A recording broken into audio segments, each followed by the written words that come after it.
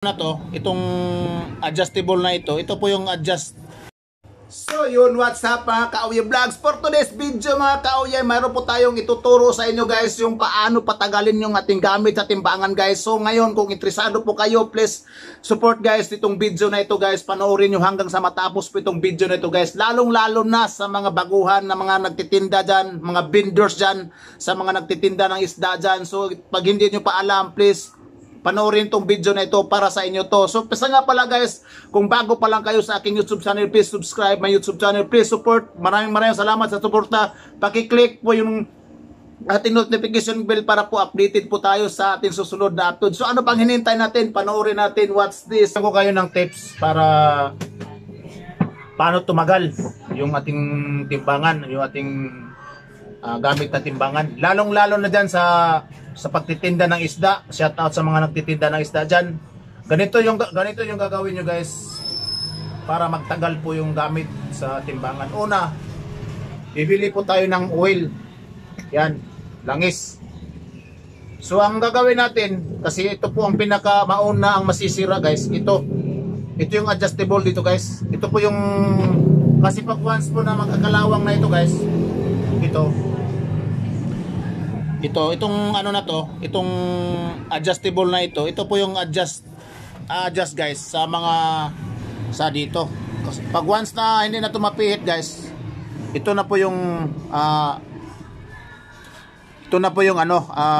cause ng pagsira ng ano. So ang gagawin natin, lagyan natin to ng langis para po siya guys na hindi siya mag lalong-lalo na guys sa mga nagtitinda ng isda diyan. Ito po yung ano, kasi ito po yung una nyong gagawin. Lagyan niyo po ng langis na pampadulas dyan. Ganyan. Kasi pag lagyan ng langis yan, hindi na yan ikot-ikot na yan siya. Pag once kasi nga na magbara yan, hindi na maikot, makalawang na yan.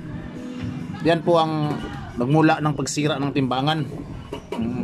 Sayang naman din guys sa halaga naman ito. Sa 1,200 na ito ang halaga nito guys. Ang pangalawang gagawin natin dito guys, buksan tong timbangan na ito guys. Buksan natin to.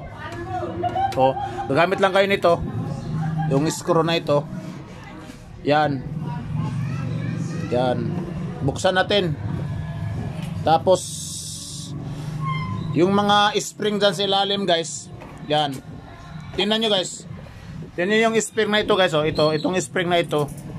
Kalawang na yan. So ang gagawin natin, lagyan din natin ng langis yan para mananatili po yung kanyang laro, yung kanyang laro sa ano.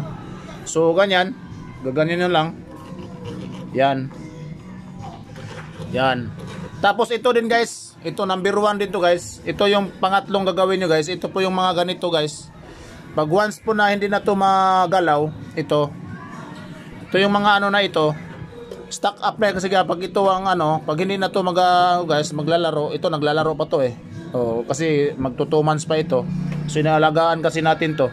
Kailangan na talaga natin to dito guys na itong mga lagyan din siya ng mga langis nito. Kasi pag once na hindi na to maikot guys, pag once na hindi na maikot ito guys, ito po yung araw na ito magbago-bago na ito. So ang gagawin natin, lagyan din natin ng langis pampalambot saka para mag-iikot-ikot siya. Yan. Pag mahila-hila mo pa yan, mahila-hila mo pa yan ganyan. Yan ibig sabihin diyan, pa yan, gagana pa yung mo. Hindi pa siya sira.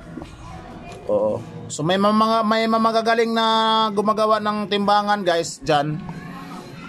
So marunong sila mag-adjust kung paano palambutin yung timbangan. Ito guys, dito rin to. 4 to sila guys 1, 2, 3, 4. 4 to sila. Yan, 4. Yan, pag once na hindi na yan ang gumagalaw, yan. Pag hindi na yan gumiikot, kailangan nyo talagang yan guys, ipitin nyo na ng plies. Ginaikot-ikot talaga yan. Ayan, talaga yan. Yan, ikot-ikot. Pero yan, umiikot pa yan kasi nung nakaraan, natin, binaikot pala ako. Nagkape pala tayo guys. Kape pala tayo. Kasi alas 5 ngayon. So ngayon guys, ang sunod gagawin yung sa kabila. Buksan din natin 'to yung sa kabila. Buksan natin 'to sa kabila para yung kabila naman ang lalagyan natin. Oo. Yung kabila naman ang lalagyan natin para maging pantay po yung pag-ano. Ang karamihan lang ito guys, yung kadalasan kasi dito nasisira sa timbangan guys, yung yung katulad ko na mangingisda. Pero yung mga naman, yung iba naman na mga prutas. Kasi lagi kasi nababasa guys yung sa isda guys yung kalawang ng mga isda dagat. Ito po yung madali masira ng timbangan. Pero pag mga nagtitinda ka ng mga gulay, prutas, yung hindi naman na nababasa lagi, hindi natutuluan ng kahit hindi na sila guys, matagal na gamit yon, hindi na masisira. Yan guys tingnan nyo guys yung kalawang sa ilalim sobrang na pa lang yan guys, pangalawang lagay ko lang to simula nung pagbili. Siguro isang buwan na siguro mahigit, kasi ito magdadalawang buwan na ito mag-isang buwan pa pala ito mahigit. So nilagyan natin ng isang beses, pangalawang beses na ngayon. So balik na naman yung kalawang. So yun lang naman guys. Ito yung unang gagawin dito. Adjust lang dito, lagyan ng langis. Kasi pag once na yung sinabi ko kanina, sayang din naman yun guys, kasi itong timbangan na ito original to Fuji ito, may lock to dito guys. Pag kasi lako kasi tayo, ikot-ikot tayo sa motor. So kailangan pag pag hindi gamitin, pag tumatakbo na yung motor, kailangan sila lock para hindi na magalaw-galaw yan. Para tas yan. Maganda klase na timbangan to guys. Sayang to dati kasi 900 lang to dati, 800.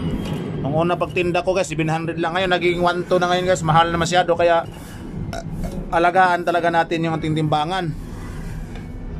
Kasi sayang din naman guys, kasi pag once na masira naman, sayang din naman. 1.2 naman, 1,200 na, marami na po tayong mabibili nun. So guys, maraming salamat kasi itong video na ito para po to sa mga baguhan. Sa mga baguhan na wala pang alam sa parts sa mga timbangan, yung bagong nagnenegosyo dyan, sa mga nagtitinda rin ng isda, number 1 yung nagpatinda ng isda guys. Kasi minsan pinapababayaan na natin, stock up na pala yung timbangan natin, puno na pala sa kalawang. Yun lang naman ang gagawin, madalagyan na lang langis, tapos yun ang ko kanina na tapos pagkatapos guys, siyempre ibabalik lang natin. Balik lang din natin katulad ng dati, ihipihit lang din natin dito. Yan. Balik lang. Dali lang naman yan ibalik guys, madali lang naman ibalik. Sa kabila din naman, ganito din. Ganun din ang gagawin.